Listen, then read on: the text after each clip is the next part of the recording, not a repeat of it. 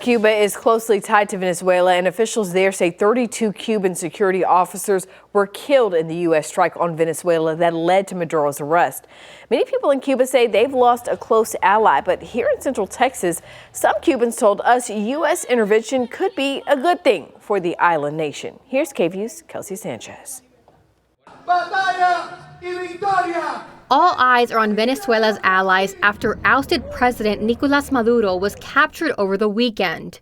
One of its strongest, Cuba, which Secretary of State Marco Rubio signaled could be the U.S.'s next target. The Cuban government is a huge problem. First of all, is that a yes? Cuba, but I don't think people fully appreciate.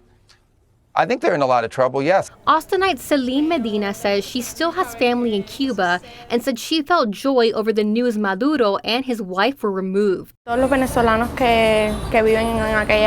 I felt happy for all Venezuelans that live there and also the ones here who are fighting for the ones in Venezuela.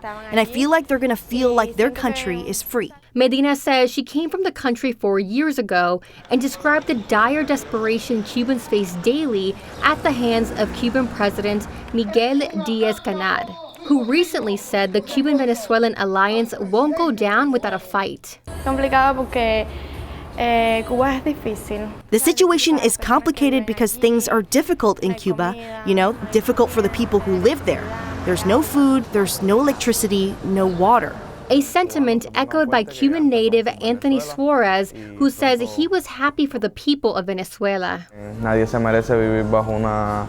No one deserves to live under tyranny or an oppression like that. They should be able to decide for themselves and not have barriers. And honestly, it was incredible.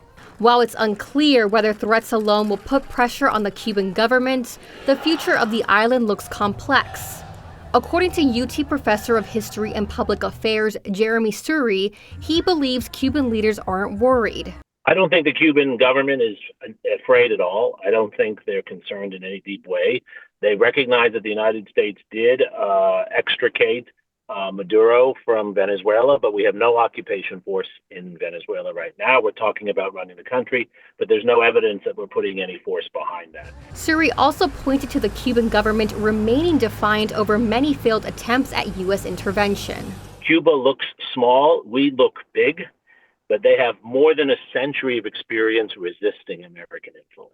So anyone who thinks that whatever we do is going to be easy doesn't know that history. For Cubans here in Austin, they can only hope to taste some freedom. In Round Rock, Kelsey Sanchez, KVUE News.